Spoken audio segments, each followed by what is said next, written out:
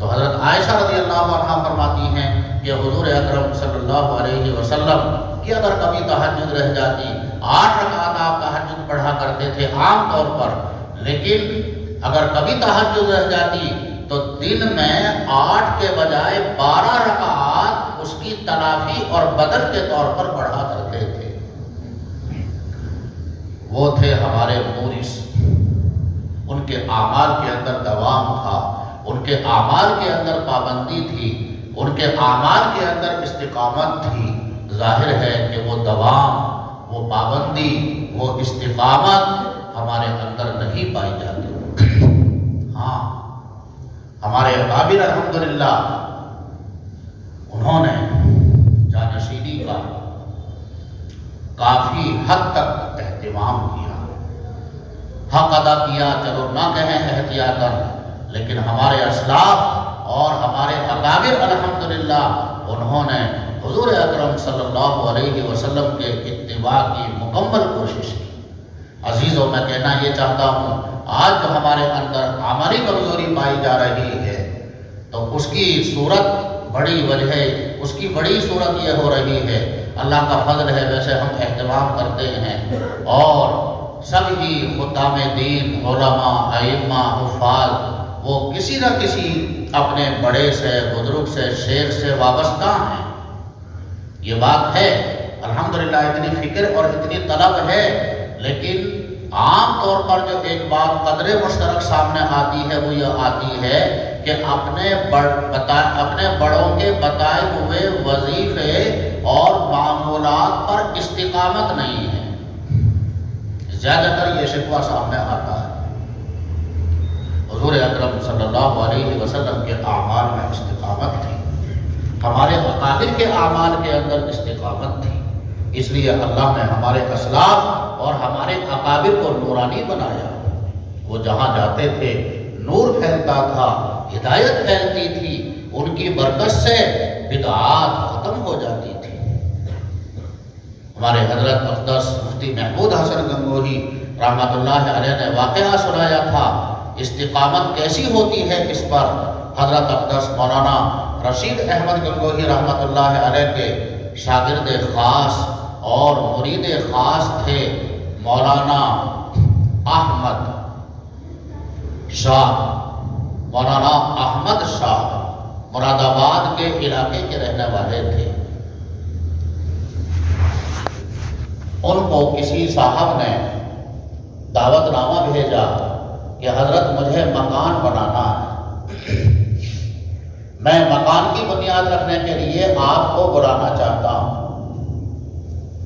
مولانا احمد شاہ رحمۃ اللہ علیہ نے حضرت مولانا احتشام الحسن صاحب کاندھلوی رحمۃ اللہ علیہ کو کہا کہ بھائی فلاں صاحب نے مجھے مکان کی بنیاد رکھنے کے لیے بلایا ہے اور میرا جی یوں چاہتا ہے کہ تم میرے ساتھ چلو، تم نیک آدمی ہو، میں تمہارے ہاتھ سے بنیاد رکھوا دوں گا۔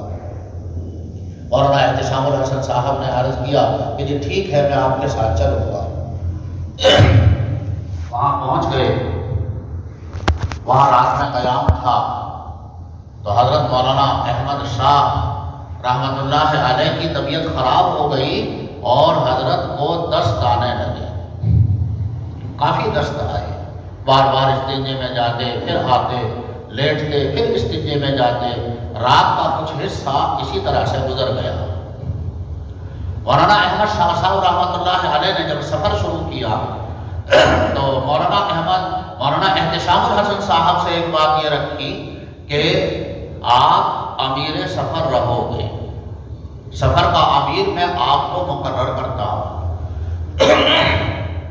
مولانا احتشام صاحب نے فرمایا کہ ٹھیک ہے حضرت، میں امیر سفر رہوں گا اور میں اس بات کو آپ کی منظور کرتا ہوں۔ بہرحال وہاں جا کر حضرت مولانا احمد شاہ صاحب کی طبیعت خراب ہو گئی تو کچھ حصہ اسی طرح سے گزر گیا تو حضرت مولانا احتشام الحسن صاحب نے مولانا احمد شاہ صاحب کو کہا کہ حضرت آپ نے مجھے امیر سفر مقرر کیا ہے، آپ کا امیر آپ کو یہ حکم دیتا ہے کہ آج آپ تہجد کے لیے نہیں اٹھیں گے چونکہ آپ بیمار ہیں، آپ کی طبیعت خراب ہے، آج آپ آرام فرمائیں اور آج تہجد کے لیے نہ اٹھیں۔ مولانا احمد شاہ صاحب یہ سن کر بالکل خاموش رہے، نہ ہاں کہا نہ کہا، حتیٰ کہ سو گئے۔ جب صبح صادق ہونے میں 1.5 گھنٹہ رہ گیا، مولانا احتشام صاحب فرماتے ہیں کہ میں تو گہری نیند سویا ہوا تھا، تو دیکھا کہ ایک صاحب میرے پاؤں کی طرف کھڑے ہیں اور میرا انگوٹھا پکڑ کے ہلا رہے ہیں۔ میری آنکھ کھلی، گھبرا کے دیکھا تو حضرت مولانا احمد شاہ صاحب تھے جو زاروں قطار رو رہے تھے۔ میں پریشان ہوا، میں نے کہا کہ حضرت کیا بات ہے؟ تو مولانا احمد شاہ صاحب رحمۃ اللہ علیہ نے فرمایا روتے ہوئے کہ دیکھو بھائی، آج 57 برس ہو گئے ہیں حضرت گنگوہی رحمۃ اللہ علیہ کے ہاتھ پر میں بیعت ہوا تھا، اس وقت سے اب تک میری تہجد کی نماز فوت نہیں ہوئی ہے۔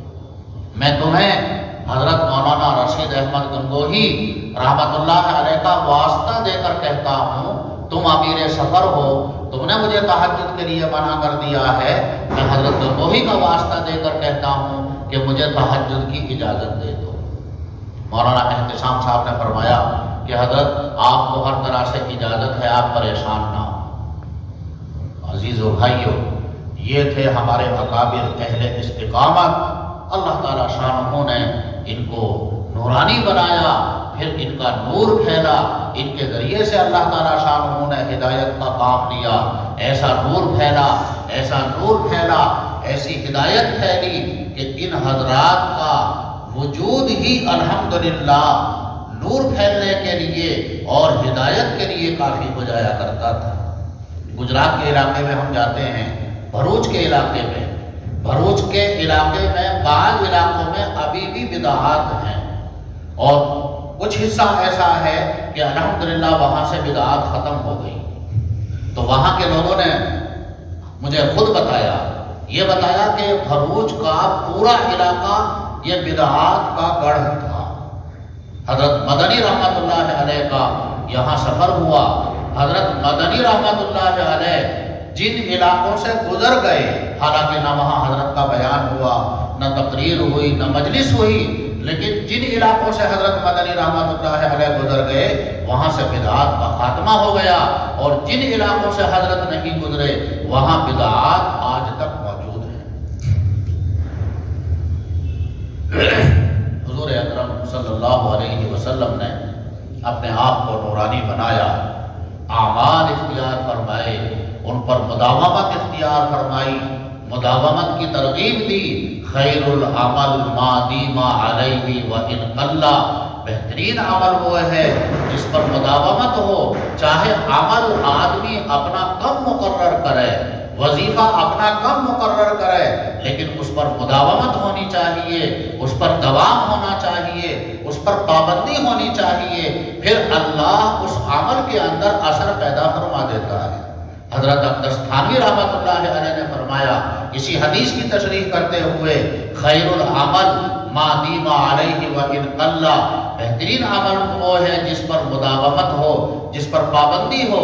حضرت تھانوی رحمۃ اللہ علیہ نے فرمایا جس عمل اور جس وظیفے پر بندہ پابندی کرتا ہے اللہ اس میں تاثیر پیدا فرما دیتا ہے، اس کا ایک رنگ، اس کا ایک نور آدمی کے دل کے اندر اتر جاتا ہے، اور اس عمل سے ایک خاص مناسبت بندے کو پیدا ہو جاتی ہے۔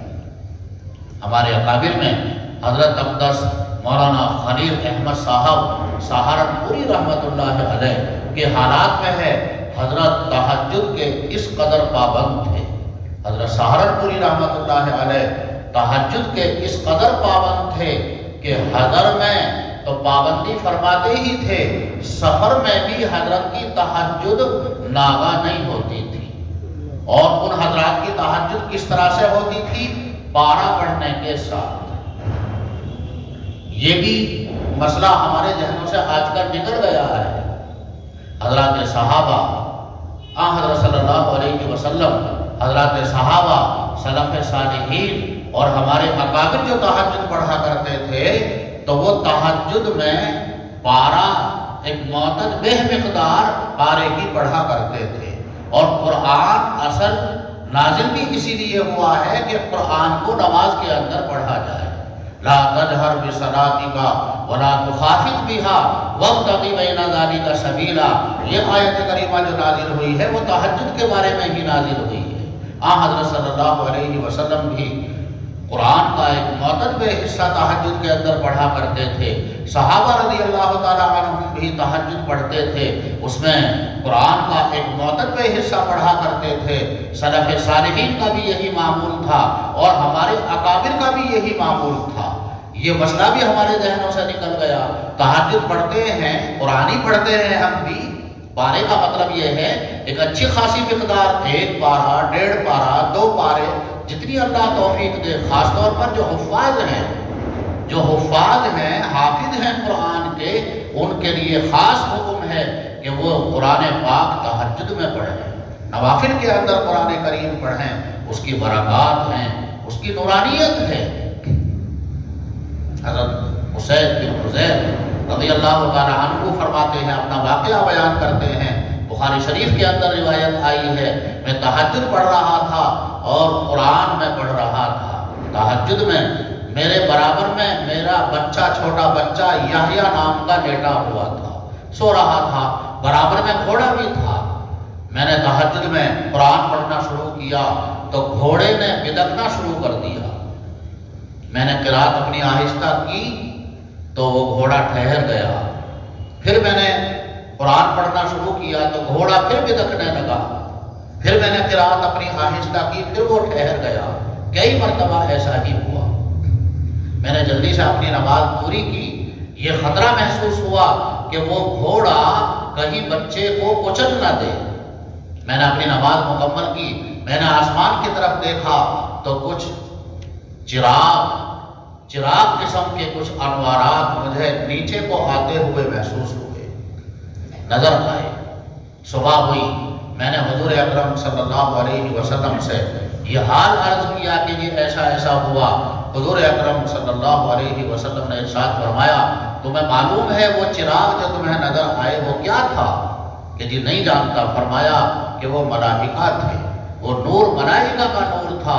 اللہ قرآن کے اندر فرماتا ہے، اِنَّا قُرْآنَ الْفَجْرِ كَانَ مَشْهُودًا، صبح میں جو قرآن پڑھا جاتا ہے اس میں حاضری دی جاتی ہے، ملائکہ اس میں حاضر ہوتے ہیں۔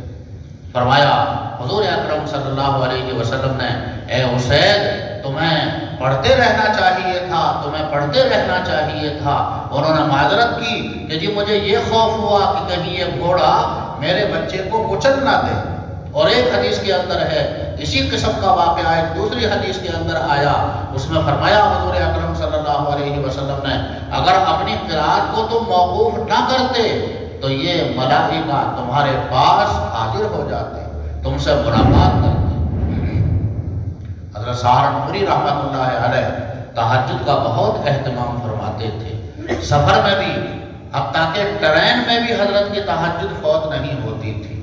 پارے کی مقدار تھوڑی کم ہو جاتی لیکن پارے کے ساتھ ہی تہجد پڑھا کرتے تھے۔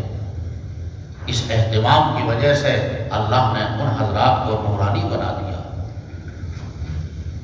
کیسا نورانی بنایا؟ بھائی کوئی بیان نہیں کر رہا ہوں میں، یہ اپنے اکابر کی کچھ چیزیں جو ہماری عبرت کے لیے ہیں وہ چند باتیں میں سنا رہا ہوں۔ اللہ نے کیسا نورانی بنایا ان حضرات کو۔ مکہ مکرمہ میں حضرت حاجی امداد اللہ مہاجر مکی رحمۃ اللہ علیہ، جن کا لقب ہے سید الطائفہ، ہمارے علماء دیوبند کی جماعت کے سردار حضرت اقدس حاجی